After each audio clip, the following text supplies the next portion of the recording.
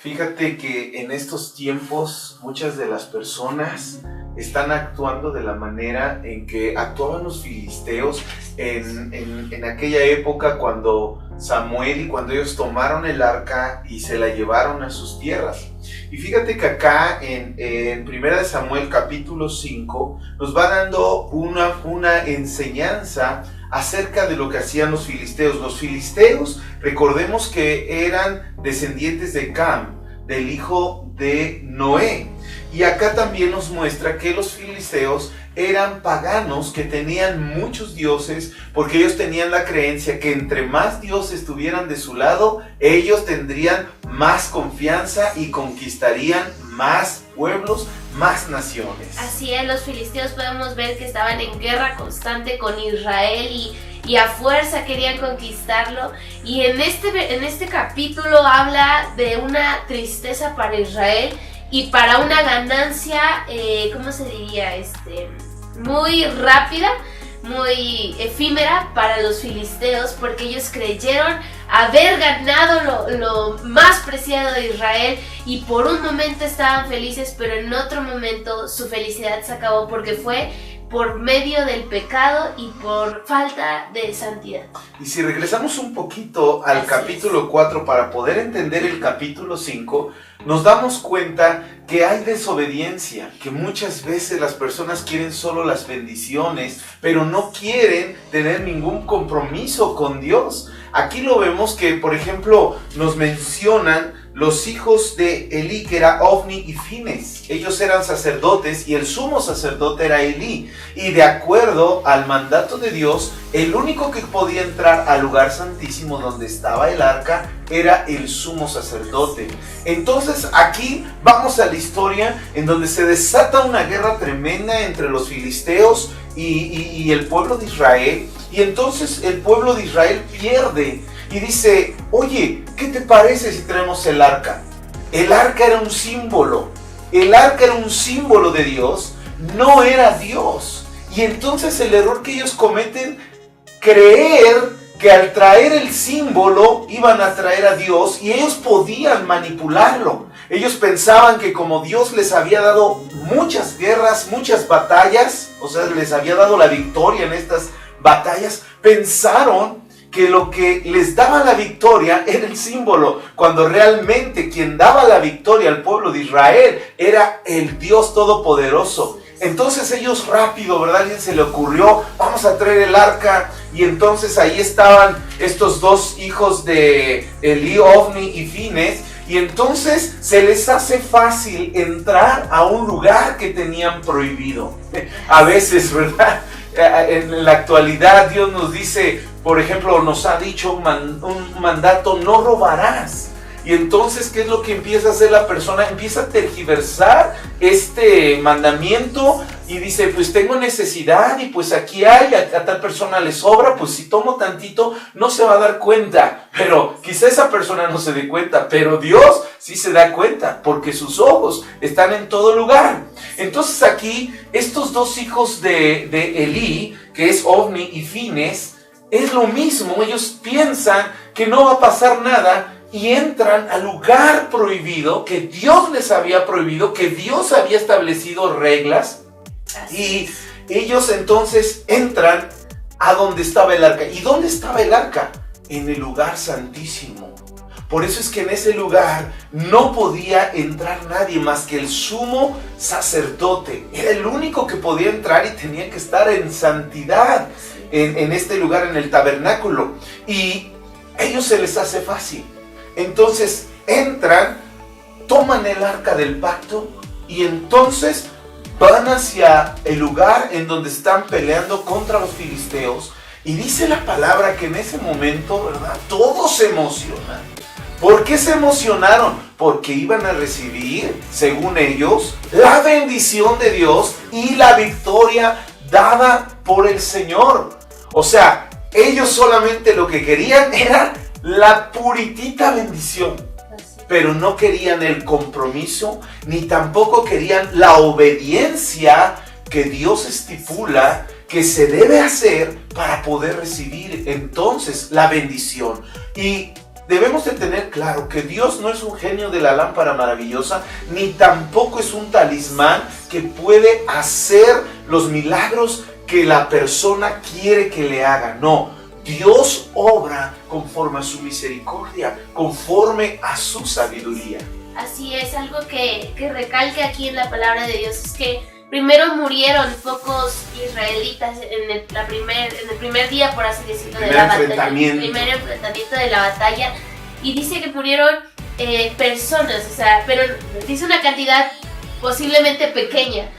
Pero cuando Ofni y Fines desobedecen deliberadamente, sabiendo las reglas de lo que era, pecan, y dice que murieron 30,000 israelitas. Wow. ¿Qué significa esto? Que cuando nosotros pecamos deliberadamente, no solo va a afectar nuestra vida, sino va a afectar a muchísimas personas, más de lo que puedes imaginar. Tal vez te dicen, no, solamente a mí me va a afectar. Pero no estás viendo a tus hijos, a tu familia, a tus hermanos, incluso a las personas que les has hablado de Cristo. Puede afectar su vida por una desobediencia deliberada, puede afectar su vida por decir, esto está bien, es mi vida, yo decido, y no me va a afectar de una manera porque es algo chiquito. Cuando vemos que esto, que parecía irrelevante para Ofni y Fines, resultó algo extremadamente horrible para todos los israelitas, y dice que mataron a 30,000 israelíes y que después se llevaron los filisteos el arca, y que Elí murió por eso, se desnucó de la impresión que una esposa, no recuerdo si de Ofni o de Fines, estaba embarazada y murió y dio a luz por la impresión. O sea, ¿cuántas personas afectó? Todo Israel estaba llorando por la pérdida del arca. Todo Israel estaba angustiado. ¿Por qué? Por la desobediencia y por la falta de comunión. Y es lo que pasa cuando no tenemos comunión con Dios, que es leer la palabra, estar en oración, ir a las reuniones de tu iglesia local. Cuando no estás en comunión con Dios, se te va a hacer muy fácil pecar y vas a tomar decisiones deliberadas que van en contra de la voluntad de Dios, y no vas a escuchar razones porque vas a ensimismarte en lo que tú estás pensando y vas a decir, está mal el pastor, están mal mis líderes, está mal todo el mundo, yo estoy bien, y vas a tomar decisiones que van a afectar tu vida, la de tu familia, de tus futuras generaciones y posiblemente del futuro, de lo que Dios tenía preparado para tu vida. Claro, y aquí podemos ver cómo a veces algunas personas toman a Dios sin peso. Toman a Dios como si fuera algo que está pegado, está plasmado en una pintura, en alguna escultura, y igual que si pusieran a una vaca, que pusieran a un burro, una gallina, y ahí están, y empiezan a venerarlo de esa misma manera. Y es lo que vemos que a veces pasa. Aquí los filisteos vemos cómo llevan el arca del pacto, llevan el arca y lo llevan a un lugar en donde ellos tenían todos sus dioses, y el principal de todos esos dioses era Dagón, porque ellos creían que Dagón era el dios que mandaba la lluvia y que les daba muchas cosechas abundantes. Y entonces ellos dicen, wow, tenemos estos dioses, Dagón nos ha entregado la victoria, ahora vamos a tener a los dioses que tenía Israel. Cuando Israel no tenía dioses, tenía un solo Dios, y ese era el Señor de los ejércitos. Entonces ellos se les hace muy fácil traer a Dios, ¿verdad? Y ponerlo a un lado de Dagón. Esto como simbología de que Dagón había entregado a Dios en sus manos. Y qué error tan garrafal es esto. ¿Y cómo lo podemos ahora ver en la vida diaria? Cuando una persona agarra y dice, yo confío en Dios, pero en esta situación Dios no tiene nada que ver. Esta situación yo la tengo que solucionar. Entonces nosotros estamos levantando, o la persona, mejor dicho, que está haciendo esto, está levantando un Dagón en su vida. Y a Dios lo está minimizando. Y le está diciendo, tú no puedes, yo puedo más. El dinero puede más. Las personas pueden más. Tú, Dios, no tienes el poder. O sea, qué error tan garrafal. Pero aquí vemos que Dios no le gusta compartir su gloria con nadie. Y podemos ver que acá Dagón era una estatua enorme. Y fíjate que ahí los filisteos a todos sus dioses los ponían con mucho detalle, con mucha honra. Y entonces la estatua de Dagón la pararon y la aseguraron de tal manera que viniera el temblor que viniera, no pudiera derribarla. O sea, eran cuidadosos con los dioses y principalmente con este dios que era su dios principal. Entonces, ¿cuál es la sorpresa que empiezan a ver los filisteos? Que acá nos va relatando el capítulo 5 de Primera de Samuel. Es que cuando llegan a ver, acá nos lo dice claramente, dice, y cuando, en el verso 3 del 5, dice, y cuando al siguiente día los de Asdod se levantaron de mañana, he aquí Dagón postrado en tierra delante del arca del Señor, y tomaron a Dagón y lo volvieron a su lugar. O sea que ellos estaban dándose cuenta que en el arca había una fuerza, una fuente de una fuerza que ellos no podían entender. O sea, Dios es omnipotente, o sea, nadie puede detener a Dios. Y lo levantan, ¿y cuál es su sorpresa? Que cuando vuelven a ir, Dagón está postrado ante Dios, decapitado y sin sus manos. Entonces vemos el poder de Dios. No hay un Dios más grande que el Dios que nos habla a través de su palabra, a través de la Biblia. Así es, entonces los filisteos tomaron la presencia de Dios, la magnificencia de Dios como algo normal, como un recurso solamente. Y es lo que muchas personas... Una bendición más para Así es, una bendición más. Porque a veces nosotros decimos, bueno, si no puedo en este ámbito, bueno, ya voy a recurrir a Dios, pero por lo mientras voy a hacerlo con mis fuerzas, voy a tener solamente la Biblia para cuando me vaya a pasar algo mal, ahí voy a ir nada más. Pero la verdad es que Dios está exigiendo, y no porque sea un Dios envidioso o un Dios controlador, sino Él quiere que te vaya bien, pero también que obedezca su palabra. Entonces, de nada te va a servir tener tu Biblia solamente abierta en un lugar especial. No te va a servir de nada repetir y repetir una oración, sino verdaderamente tienes que vivir una vida llena de santidad, una vida que agrade a Dios. Los filisteos no sabían ni cómo tratar el arca, no sabían qué requisitos se necesitaban. Lo hicieron porque lo hicieron sin tener un trasfondo, la verdad. Y entonces empieza a haber tumores sobre los filisteos por la desobediencia.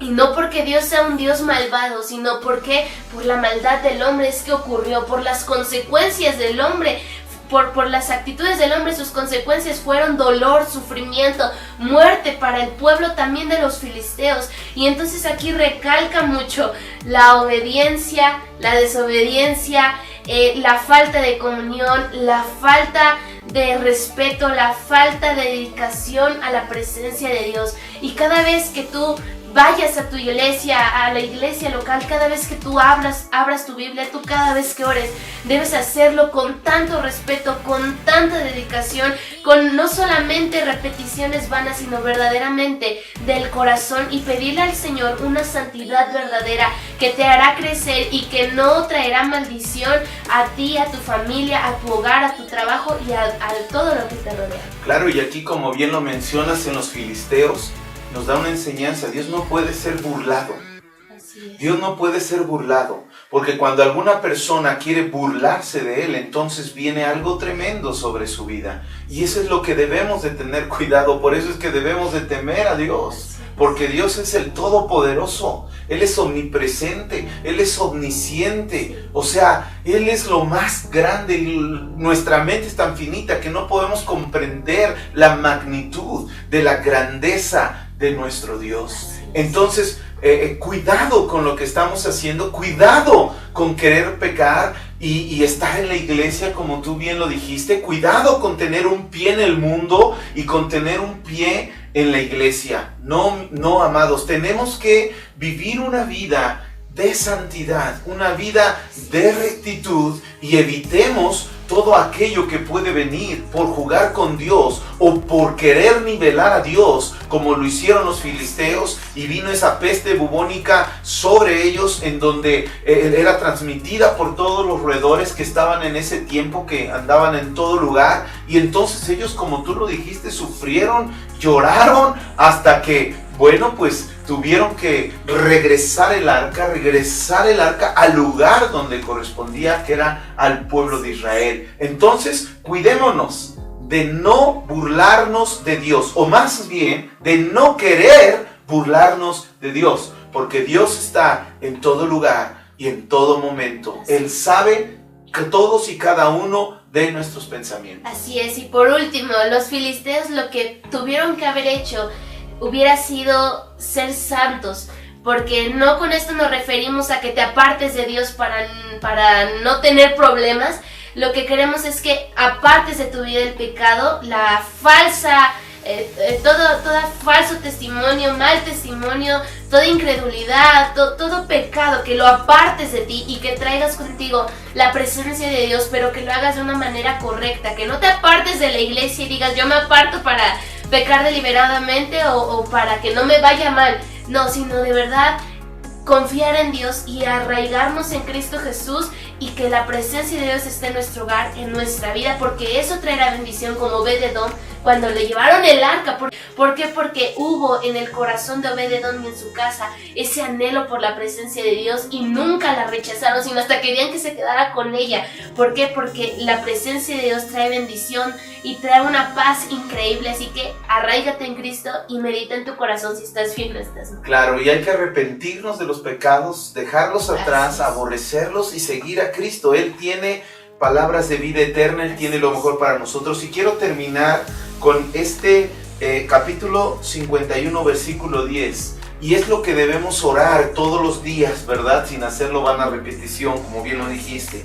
Pero acá le dice David a Dios: crea en mí, oh Dios, un corazón limpio y renueva un espíritu recto dentro de mí.